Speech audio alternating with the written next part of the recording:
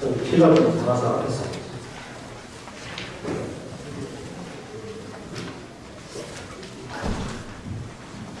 이 요청을 하는데 약간 부담스럽긴 했지만 이런 의견이 있다는 것을 말할 수 있는 기회를 주셔가지고 굉장히 좀 감사드립니다. 제목은 뭐냐면 시민단체에서 발표하는 시민 안전을 가르치는 것이고요.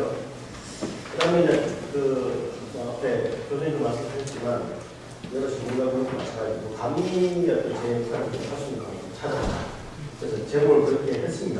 큰 의미는 없는데 제가 하는 것은 일단 건설 산업에서 저에게서는 거의 대부분 선배님들인데 건설 산업의 현황하고 잠깐 언급을 했지만 사망자 수 현황을 제가 신경 쓰고 그 다음에 건설공사에서 관리할 수 있는 제가 알기로는 4가지가 그 중에 하나하고 5가지 환경 들어가 있는데요. 4가지로 봤을 때 그 중에서 반영도 되는 게 아니죠. 문제인데요. 그거 그래서 이제 현역에서 제공해 주셨던 감리 제도를 제가 남겨주는 것 같고 그 다음에 어떻게 보면 오늘 강연의 주 내용이랄 수 있는데요. 작년 6월달 그리고 7개월 올해 1월 중대재해 처벌법 시행 직전에 상상도 할 수 없는 아주 민망한 기술자로서는 참 시스템을 총팔리는 일이 엄청 발생입니다. 이 위주로 해서 문제점과 제가 시민 입장에서 보는 본인에 대한 것을 말씀드리고요. 그걸 토대로 좀 감리가 제대로 이렇게 하려면 어떤 식으로 이제 제도 개선이 필요하지 않을까라는 부분입니다. 그 다음부터는 기타 내용하고 시민 입장에서 바라보는 감리 역할 적용을 하겠습니다. 건설사업은 아시다시피 아마 지금 연예 때문이면 저희가 건설사업은 현안은 건설법에 해당되는 뿐만은 아니거든요. 포인트가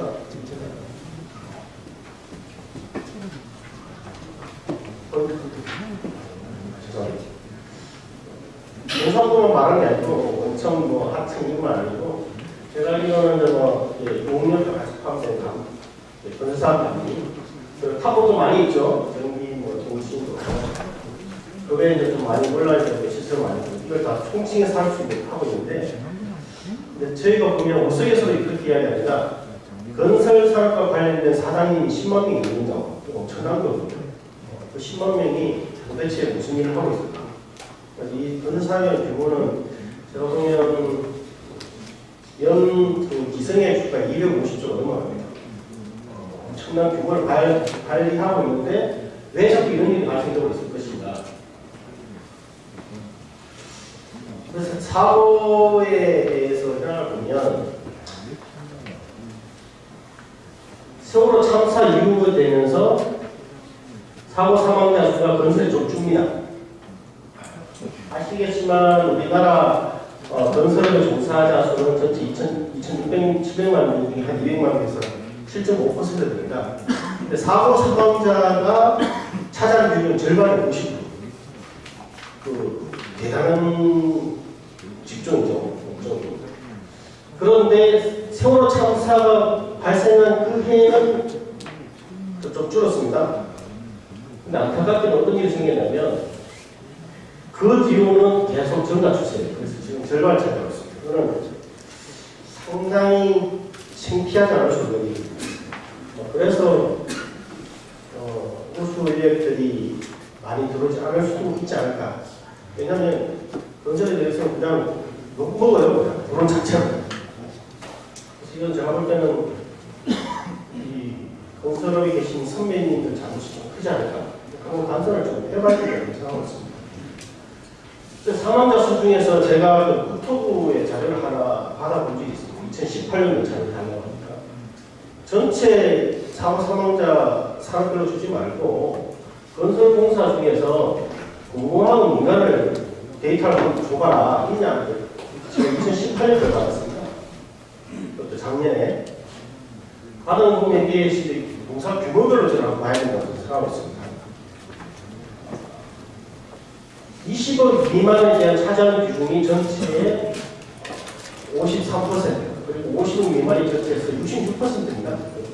저희가 말하는 소규모 공사에서 압도적으로 사고 상황이 발생하고 있고, 그 중에서 민간 공사의 20억 미만짜리가 절대 거의 한 절반 가까이 40%가 민간 공사에 발생되고 있습니다.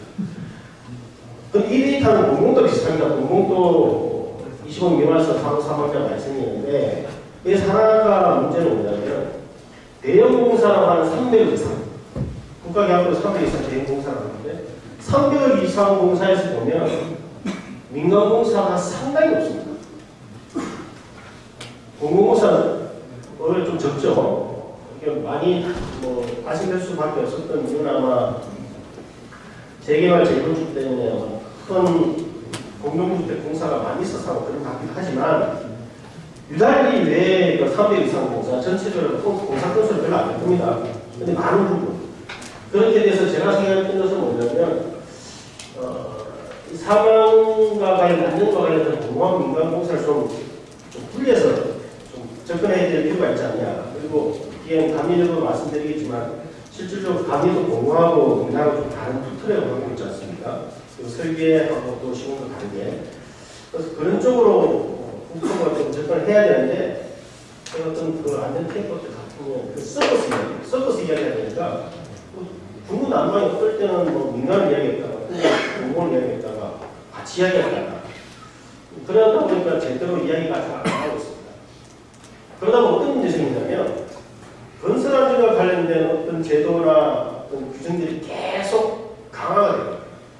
강화가 안 되면 안 될 수밖에 없게. 사고 하나 생기면 법 하나 생긴다고 그러잖아요. 옛날에 건설기술관리법이 생긴 게 동의기념 하는 사건들 그렇게 생기고 그런 일이 있었지만, 그 중에서 제일 최근에 문제되는 게 중대재해처벌법이죠. 이름도 상당히 고약합니다. 처벌하겠다는 겁니다. 안전사고 관리하겠다, 예방법도 아니고 처벌하겠다는 거고요. 이것은 중대재해가 모든 건설공사는 아니겠지만, 이 부분은 저희가 상당히 심각하게 합니다. 이쪽 산업에 계시던 분들은 좀 심각하게 좀 생각해 봐야 되지 않을까. 그리고 산업안전보건법도 상당히 많이 강화됐습니다. 저희 교육부는 2019년인가 단순하게 근로자에다가 노무를 제공하는 자로 방법을 많이 늘어났어요. 장기 임대차 들어온 사람을 또 산업안전보건법에 맞춰주게 되기 때문에 아마 안전과 관련된 것은 지속적으로 강화되고 있을 것이다. 그래서 이 법에 따지면 어쨌든 잠재적으로 예비 범죄자 비슷한 게 있습니다. 이런 사람이 과연 우수하고 젊은 기술자들이 볼 것이며, 설령 들어왔다 손치더라도 그런 기술자들이 계속 정주에서 후배를 다시 키울 것인가, 이거에서 의문이 많이 드는 부분입니다. 잠깐 말씀드리면 중대재해처벌법은 법 1조의 목적이 있는데 처벌 등을 규정하는 상당히 고약한 법이죠. 근데 요건이 있습니다. 안전보건조치를 위반해요. 인명피해가 사람이 죽었다 하더라도 위반하지 않으면 괜찮아요. 두 번째는 위반했더라도 사람이 안 죽으면 또 해당이 안 되는 그런 부분입니다. 이거는 워낙 잘 아시기 때문에 넘어갔고요. 다음으로 제가 말씀드린 것은 우리나라 모든 일반적 건설공사 현장에서의 관리 대상은 제가 알기로는 4가지로 일단 알고 있었습니다. 하나는 제일 중요한 거죠. 세이프티 이즈 퍼스트, 안전. 그다음 두 번째는 품질. 제가 알기로는 감리의 주 역할 중 하나가 시방 설계 기준대로 그 품질이 완성되는지를 관리 감독하는 걸 알고 있습니다. 품질이죠. 그 다음에 있는 부분이 저는 돈입니다. 돈. 시간. 저는 이 4개를 보고 있는데, 이 4개 중에서 제가 알기로는 안전과 품질은 절대로 이것을 트레이드 오프라고 그러죠. 다른 거와 대체할 수 없다고 생각하거든요. 그리고 이것은 계약적으로 의무사항이기도 하고요. 그럼 남아있는 게 뭐냐면 비용 관리하고 공기 관리밖에 안 되겠습니다. 그런데 지금 문제는 뭐냐면, 그래서 제가 드린 말씀은 이 비용과 공기는 기술자가 전문적인 자기 능력을 발휘해서 뭔가를 줘야 돼요. 그게 기술자의 역할이고, 물론 안전하고 품질을 지키는 범위 내에서입니다. 그 다음에 공사기간을 최대한 단축시키는 그것도 기술적인 능력이라고 생각하고 있습니다. 그래서 저는 이것을 독려를 시켜줘야 되는 이걸 잘하는 기술자는 우수한 기술자라고 생각하고 있습니다. 해외도 저희가 대형 조단위 플랜트 사업할 때 빨리 지어서 발주자한테 그 목적물을 인수인계 해주는 업체를 선정합니다. 모든 사람 다 마찬가지입니다. 그 플러스 좀 더 싸게 저렴한 대시하는 데는 완전 땡큐죠. 그 회사를 뽑습니다. 왜냐하면 기본적으로 건설 기술자 역할이기 때문에, 우리 전문가 역할이기 때문에. 그런 과정에서 좀 세부적으로 관리제도가 있죠. 관리제도는 제가 알기로는 이제 어떻게 보면 20년, 30년 가까이 좀 됐네요. 94년 정도. 원래부터 다 들어있었고, 86년에 독립기념 화재 사건 생기면서 건설 그 다음 연도에 건설기술 관리법이 생기면서 발표합니다. 그리고 내용은 다 아시니까 일반적인 그 건설 관리 제도에 넘어가고요. 감리의 종류는 제가 알기로는 오늘 와 계셨던 선생님들이 주되어 있던 주택감리, 그 다음에 일반 건축물 공사의 시공감리, 건축시공감리, 그 다음 공공공사에 주로 되어 있는 책임감리가 이때 크게 세 개가 있는 것 같습니다. 뭐 참고로 주요 영역도 마찬가지입니다. 대신 이제 적용 대상하고 결정 사유를 보면 결정 사유가 실질적으로는 감리 공공공사는 대충하고요. 감리를 함부로 교체를 못하게 이렇게 법 규정이 되어 있는 걸로 알고 있고 실질적으로 그렇고 그리고 아시겠지만 감리한테 가장 강력한 권한이 공사 중지권 같은 게 있죠. 그런데 감리가 교체될 가능성은 매우 커지고 있고 공사 중지권을 행사했을 가능 행사에 따라 듣고 제대로 들어볼 문제 별로 없습니다. 왜 그런 일이 생길까? 이 사례가 이제 올 1월달에 말도 안 되는 일이 벌어졌던 39층의 부계사고인데요. 제가 이 언론 기사들이 그때 아주 많이 나오는데 유독 눈에 좀 띄는 것을 찾다 보니까 제가 한번 읽어볼까요? 39층까지 올라가 보니 콘크리트 하중 토바지 공간이 없었다. 이건 비전문가도 봐도 이런 말을 쓰는 거예요. 기자들이 봤을 때도. 건설업계에서는 감리금 공사 관계에 좀 단 한 명만이라도 전체 똑바로 책임이 있어서 일이 안 벌어졌다는 거예요. 아까 교수님도 말씀하셨지만 이부터 36층 올라가면 화석가는 걸 안 받다면 그게 말이 되겠습니까? 거기 있으면 그 도박이 빼라고 하면 안 되죠. 누가 빼라고 지시했으니까 된단 말이에요. 하도업체들은 원천사 지시 안 하면 뺄 수 없습니다. 감리도 마찬가지입니다. 어떻게 이런 일이 생기는지 저도 이제 맨날 가보진 않았지만 상식적으로 이해한다는 부분들이고요. 그다음 감리에 대해서 하는 게 있습니다. 구멍 뚫린 건설 감리. 아마 이거는 공감하지 않을 수 없는 부분인데 공사 중지권만 있으면 못하나 허인데 감리에게 감리자의 공사 중 명령이 주는 자칫 그들에 따른 불이익, 손해에 따른 책임을 안고 있습니다. 이게 권한이 있더라도 행사할 수 없는 거죠. 왜냐? 뒤에 제가 말씀드리지만 월급 누가 줍니까? 건축주가 주는 거죠. 아무리 감리 예치해도 건축주가 주는 겁니다. 그러니까 월급 주는 사람 이익에 반해서 공사 중지는 행사할 수 있습니까? 만약 행사하면 잘릴걸요. 제가 생각해요. 그 다음에 제가 알고 계셨던 이봉남 교수님이 일종의 기본을 한번 하셨는데 이게 뭐냐면 이런 중대한 사고가 생기면 건설 관련 전문가 누구 있습니까? 교수님, 박사님, 기술사 이런 분들이시죠. 그런 분들이 나와서 구조적인 문제를 계속 이야기해 줘야 됩니다. 이걸 제대로 잘못되게 바꿔야 됩니다. 그런 이야기를 잘합니다. 그리고 또 하나는 뭐냐면 그것은 시행 안전사고의 행위자는 누구냐면 건설업체입니다. 제한을 주더라도 불법이 되는 건설업체예요. 그럼 전문건설업회라든지 대한건설업회에서 이 건물이 있죠. 이런 사고 방지에 대해서 참 이야기를 해줘야 돼요. 전문가적인 입장에서. 근데 아무 말도 안 해요. 뒤에 말씀드리겠지만 적정 공기, 적정 공사비를 내요. 저는 그거는 완전히 엄청난 외국입니다. 그래서 이 사고를 보면서 제가 들은 합리적인 생각입니다. 일반 시민 입장에서는요. 읽어볼게요.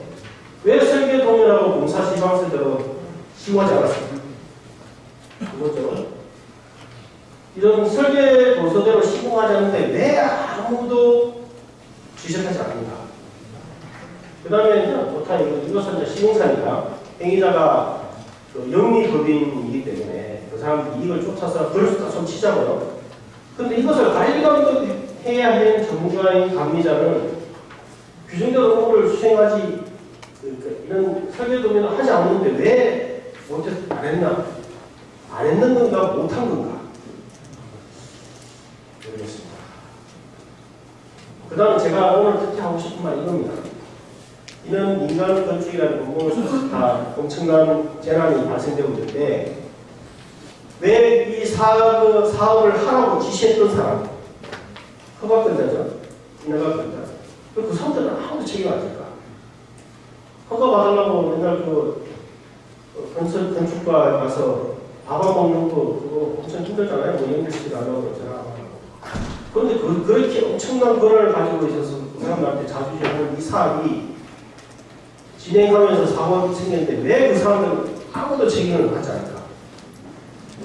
그 다음에 아까 언급이 있지만 건설 전문가 그룹인 협회라는 협단체에서는 왜 침묵하고 있는 것인가?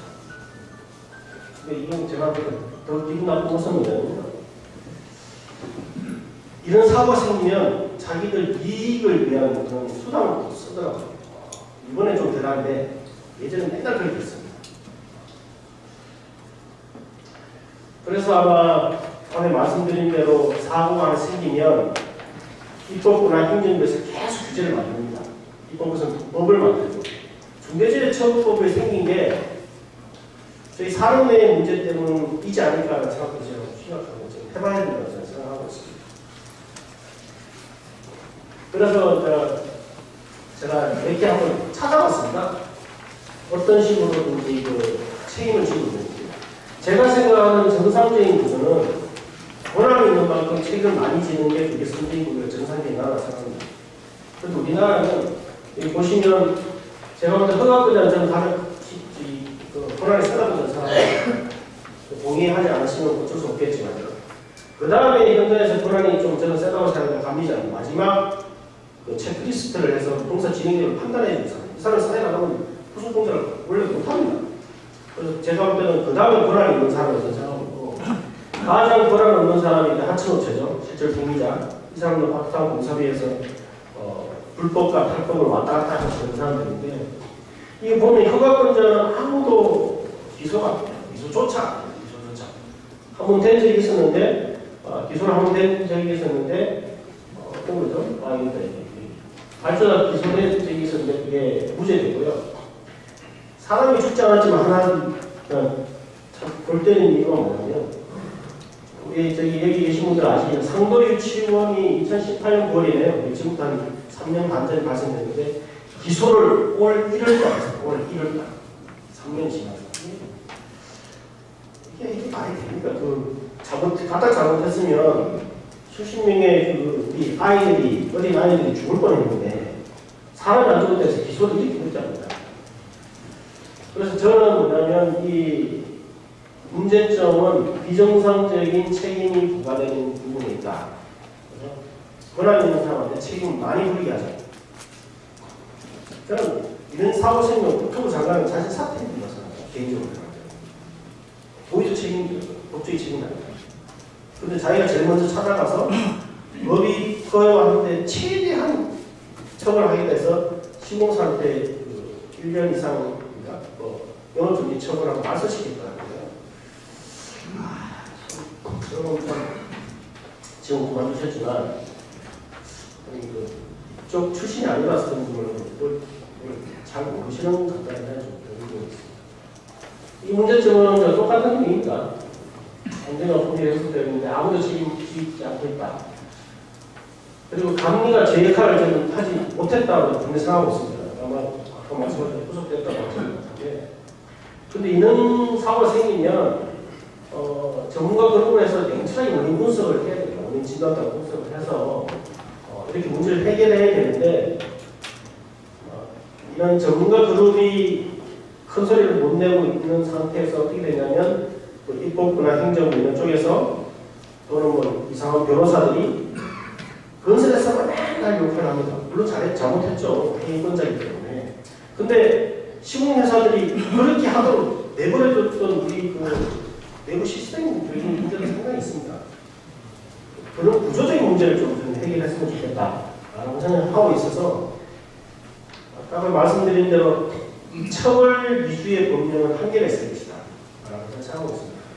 꼭 처벌하지 말자는 건 아니고요. 그래서 국토관리, 국토안전관리원의 CSI라고 했습니다. 건설안전종합정보망 시스템이라는 게 거기 사고가 다 올립니다.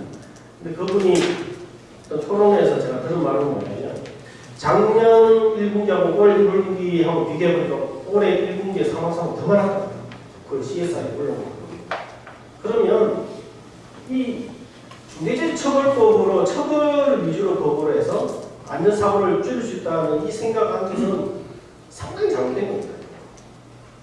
이거는 뒤에도 좀 말씀드리겠지만 이것은 돈 있는 변호사 집단을 더 돈을 많이 벌게 하는 수단밖에 없습니다. 구조적으로 바뀌어야 되는데 이 구조적으로 바꾸는 것은 매우 어렵고 힘들고 시간이 많이 걸립니다. 그래서 아무도 안 해요. 근데 누가 해야 되냐면 저희 그 건설 산업계 내에 있으신 분들이 해야 된다고 생각하고 있습니다. 그 문제를 지금 단순하게 정리하면요. 기술자들 지금 한 품을 내봤습니다. 실제로는 원화청 기술자, 그 다음에 감리 기술자, 그 다음에 허가권자 기술자. 보시면 이 허가권자가 아무도 없어요. 그 사람들은 서류 리스트만 체크를 하죠. 이게 그런 소리 있나 없나. 제대로 작성되어 있냐는 안 봅니다. 볼 수가 없어요. 왜냐하면 전문가가 아니기 때문에. 건축 기사 가지고 있다 해서 볼 수 있는 건 아니거든요. 그리고 종속성에서 보면 원화청의 기술자들은 누구한테 종속되어 있냐면 건설회사 사장님한테 종속될 수밖에 없습니다. 그냥 월급을 줍니다. 감리업체도 상당히 비슷합니다. 근데 감리업체는 자기가 직접 하면 되는데 감리업체는 실질적으로 그 급여를 누가 주냐면 건축주가 주죠. 건축주가 줍니다. 그럼 건축주에 종속 되겠습니까? 안 되겠습니다. 건축 종속 될 수밖에 없죠. 상식적으로. 그런데 가서 공사 중지권을 해봐요. 제가 볼 때는 의자는 집에 갈 수밖에 없습니다. 그래서 이 허가권자의 책임을 물어야 됩니다. 그런 부분들이 제가 이 문제점을 저는 제대로 밝혔다고 생각하고 있는 부분이에요.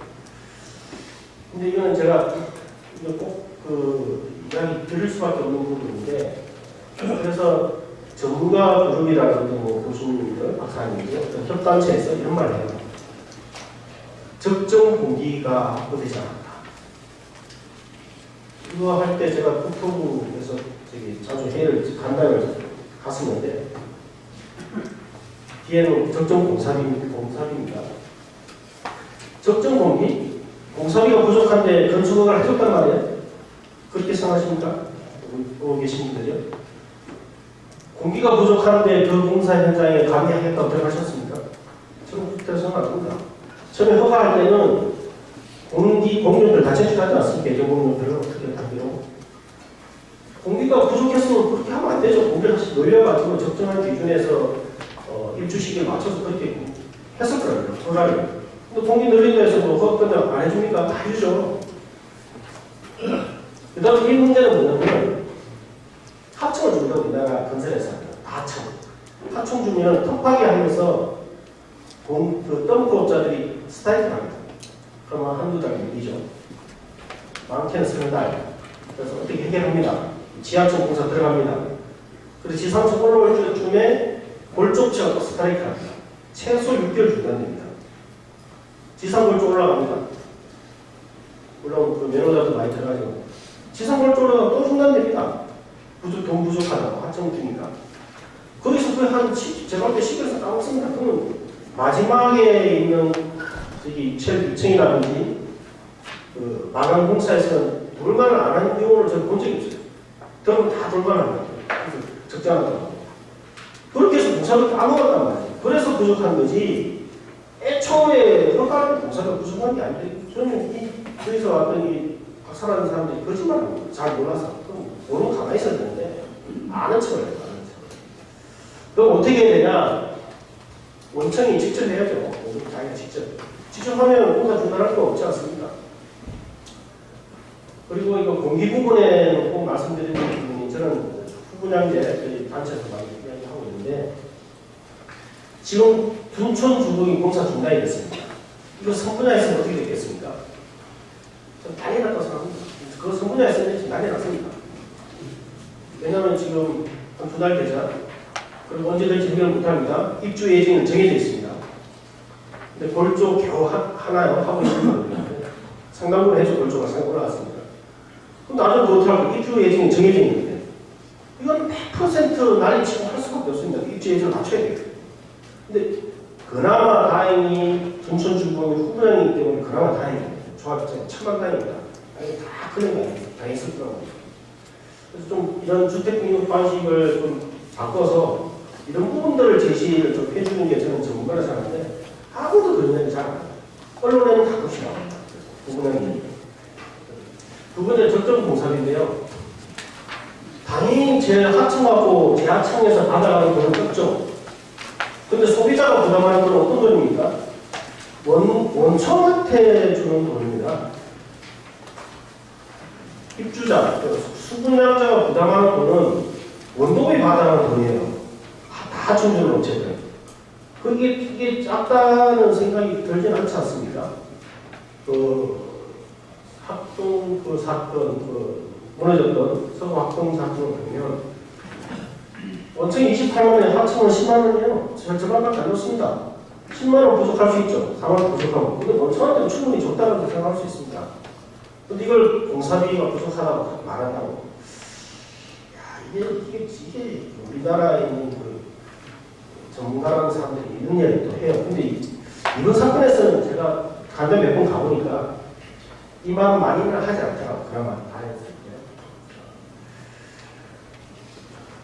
그렇습니다. 이거는 제가 꼭 드리고 싶어서 말씀입니다. 왜냐하면 오신 분들은 안전과 품질을 관리하기 위해서 오셨지 시공사 때 돈을 더 벌게 해준다든지 시공사 분기를 막 늘려주기 위해서 그렇게 하진 않지 않습니까? 설계공인으로 목적도 완성되게 해주시는 분들이기 때문에 그래서 제가 요청받았던 그 감리 역할을 제대로 하는 방법은 뭐냐? 제가 생각하는 것은 감리를 민간 건축주로부터 독립을 시켜줘야 된다고 생각하고 있습니다. 그 첫 번째 방법은 제가 생각했던 것은 지역건축센터 설립을 의무화를 해야 된다고 생각하고 있습니다. 이 부분이 감리와 직접적인 관계는 없을지는 모르겠지만 저는 직접적인 관계가 있다고 생각하고 있거든요. 지역건축센터를 설립해서 지역건축센터 설립했던 그 안에 건축사, 구조기술사, 시공기술사 들어가서 그분들이 인원 허락을 해줘야 돼요. 설계도를 같이 검토를 해서. 근데 우리나라는 그것도 안 하죠. 그 다음에 여기서 해야 될 일이 뭐냐면 감리와 커뮤니케이션을 해줘야 돼요. 이 사람들은 인허가공사 페이퍼를 보기 때문에 시공 과정 속에서는 상시 거주할 수 없습니다. 그러면 상시 거주하는 감리와의 네트워크를 이 사람이 만들어줘요. 그런 역할을 해야 됩니다. 그리고 준공은 마찬가지고. 그리고 유지관리할 때도 봐야 됩니다. 불법 건축물이 있다고 될 수 있는지 여부. 그리고 플러스 여기서 해야 될 건 뭐냐면 최고의 전문가가 와야 되기 때문에 민간 건설 업체들 이런 분들한테 대한 자료 제공이라든지 기술 지원 이런 걸 포함할 수 있던 역할을 해줘야 된다고 생각합니다. 이 부분이 저는 이 제도가 있는지를 2014년도에 알았습니다. 그때 우리가 국토부의 민간 건축물 종합 안전대책인가 TF에 제가 들어갔을 때 건설기술연구원에 대해서 박사님께서 말씀하시죠. 미국에는 빌딩 오피셜이라고 있고, 그리고 일본에는 건축기사이 비슷합니다. 이래서 사람들이 위원회를 구성해서 책임 안 지는 게 아니라 직접 그 사람들이 공무원 신분이 돼서 그 사람 직접 다 서로 검토를 한다는 거죠. 그래서 지역건축센터가 설립 안 된 데서는 허가권을 주지 말아야 되는 다 일어났거든요. 그 공사가 제대로 이행되는지 검증도 못하고 확인도 못하는 그런 지자체한테 허가권을 주는 건 저는 아니라고 생각합니다. 이게 일명 제가 들었던 것이 요즘에 허가방이라는 걸 제가 좀 많이 들었습니다. 건축사 하신 분들한테. 근데 지역건축센터 설립하게 되면 상당 부분에 있는 그 잘못된 건축사를 행위를 좀 막을 수 있다. 그렇게 했습니다. 이건 제가 그때 말씀드린 대로 그때 TF가 들어갔을 때 했고 국토부도 2024년 말에 이걸 하겠다고 발표했었어요. 근데 처음에 초기에는 입법화 안 하더라고요. 두 번째는 직접적으로 관련된 부분인데 저는 어떻게 보면 이것이 실질적이라고 생각하고 있습니다. 민간 건축물에 대해서 허가권자인 그 구청이나 시장 허가권자가 직접 감리계획을 저는 체결해야 된다고 생각하고 있습니다. 그래서 감리계획을 직접 주고 물론 예치를 받아야 되겠죠. 그렇게 해야 된다고 생각하고 있습니다. 그래서 그러면 감리계획은 어떻게 되냐? 감리업체가 허가권자인 한테 비송 청구하는 거죠. 건축주한테 청구할 이유는 전혀 없지 않습니까? 그것을 갖다가 지역건축센터에 있는 그 전문가들이 체크를 해주면 되죠. 그냥 보고 몸만 볼 수 있지 않겠습니까? 감리계획은 뭐 그렇게 어려운 것도 없습니다. 그 다음에 이것은 저기 시민 입장이라고 저는 생각하고 있고, 제가 이걸 했던 이유도 뭐냐면, 감리의 역할은 누구를 위해서 일을 하는가? 공무라는 표현이 좀 적당하지 않습니다. 누구를 위해서 일을 해야 되는가? 민간 건축주? 저는 아니죠. 허가권자도 당연히 아닙니다. 시공회사는 더더욱 누구냐면 우리나라에 있는 일반 시민들, 국민들이라고 생각합니다. 국민들 이익을 위해서 저는 있어야 될 조직이 감리라고 생각하고 있습니다. 그래서 감리가 했던 감리 일지, 감리 보고서, 월간, 중간 보고서, 중간 보고서, 그것을 허가권자 직접 계약을 체결하면 허가권자 그걸 보유하고 제출받기 때문에 그것을 상시 공개해야 된다. 이런 주장을 감리협회에서 좀 해주면 어떨 것인가. 물론 동의 안 하실 가능성이 있는 부분은 알고 있지만 한번 해주시면 어떨까라고 말씀드리겠습니다. 그리고 이거 홈페이지 보는 내용은 좀 다양하게 적었습니다. 싹 다 해야 됩니다. 설계도서, 원동은 내역서, 하동은 내역서, 전화도는 대비표, 그리고 병력 내용 마찬가지로 감리계약, 감리 내역서 싹 다요. 그리고 대가 지급표랑까지 싹 다.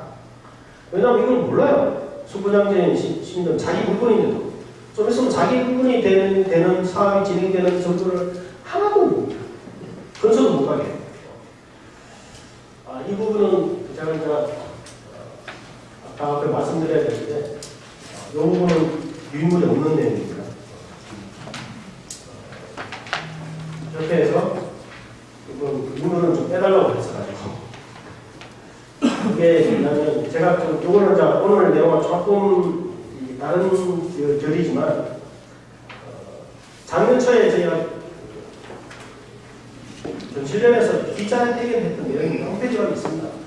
작년 3월 말하고 4월 말 내용에 했었는데 이건 이제 사업관리적 감리 용역에 대해서 어떤 분이 제보를 해주셨어요. 언론에 제보를 한 것을 언론사한테 저희가 줘서 저희가 분석을 해서 같이 했었는데 감리 용역만 해서 설계도 있습니다. LH가 발표할 때 290건의 수주 현황 분석에서 그때 정관 영입 같은 업체 44개에 대해서 수주 현황을 제가 한번 분석했습니다. 그때 보니까 건수의 40%, 10건에 4건, 그리고 금액으로 따지면 거의 절반 가까이가 LH 정관을 영입한 업체에서 다 차지했다는 거예요. 제가 자료를 못 넣는데 협회에서 제가 자료를 받아보니까 이게 그 사업관리 업체가 한 1000개 정도 된다고 하더라고요. 1000개니까 47개 5% 된 업체가 LH를 발전 공사의 절반을 가지고 있습니다. 이건 좀 쏠림이 크죠. 그런 부분들이 있고. 이거 하고 난 다음에 그래서 저희한테 또 바로 또 제보가 들어왔었습니다. 공공공사를 해서 감용역 그 92건에 대해서 용역에 대해서 좀 주셔가지고 이것은 종심제였습니다. 종합심사 낙찰제 종심제에 대한 수주 현황 평가죠. 평가 현황에서 보니까 10건 중에 7건이 단 2겹치만 합니다. 이 차 자체가. 아시겠지만 국가계약법상에서 2개 이상이 돼야지 유행 입찰이 되고 반도 입찰은 유찰되지 않습니까? 제가 볼 때는 나름 이게 들어오기를 미리 좀 잘랐지 않느냐. 그리고 뒤에 보시겠지만 종심제를 하다 보면 LH 나온 전관들이 가지고 있는 회사들이 거의 많이 수주해요. 상당 부분. 이게 그런데요. 92건을 보니까 LH 내부위원이 평가 결과로 거의 낙찰자가 결정돼요. 낙찰자를 보면 90%가 LH한테 좀 최고 좀 줬다든지 절반 이상 높은 좀 줬던 경우가 해당됩니다. 이 부분을 보면 어떤 문제가 생기냐면 그 정관들이 일을 열심히 할까요?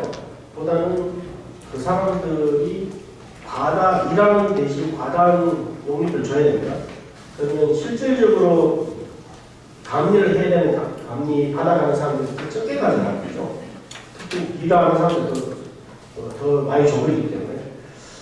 그래서 제가 생각할 때는 감리 대가를 봤을 때 감리 대가 부족 문제도 이야기하고 있습니다. 저는 많이 주는 게 나쁘다고 생각하지 않고요. 적절히 줘야 된다. 이게 용역이기 때문에 시민을 대신해 하시는 분들이기 때문에 이 부족의 문제라기보다는 저는 비용이 누수의 문제라고 생각하고 있습니다.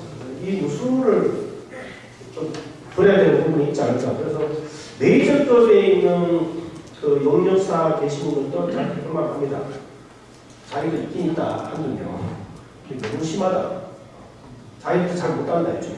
왜냐하면 정관 들어온 사람이 들어온 지 10년이 넘어가지고 이제 잘 못한다는 거예요. 불만 토론을 많이 하고 있더라고요. 그럼 정관들은 돈 다 주면 실질로 감리하는 사람들은 적게 가져갈 수 없지 않습니까? 이게 공정 경제가 아니니까요. 그런 부분들을 한번 좀 생각해 봐야 되지 않을까. 그리고 제가 저희 협회한테 듣기로는 이렇게 해서 적용하게 되면 직접 입금비가 고급 기술자는 30만 원인데 설계하면 부가세도 설계는 한 80만 원 넘습니다. 근데 이대로 가령 못 받는 하더라고 저도 알고 있습니다. 낙찰비가 80%고 뭐 기재부에서 맞춘다면서요.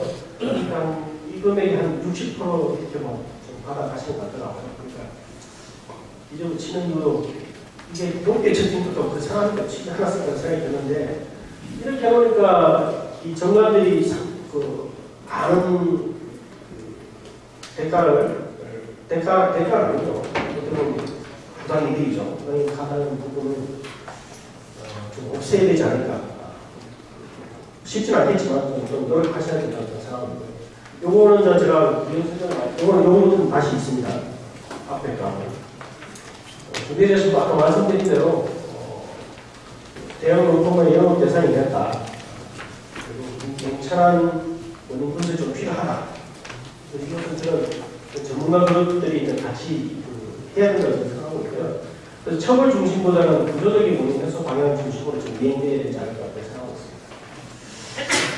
그 다음에 이거 좀 빨리 마무리 짓겠어요. 이 부분은 저희가 시민단체에서 왔는데 이런 거를 좀 해야 되는 거 아니냐 이렇게 해서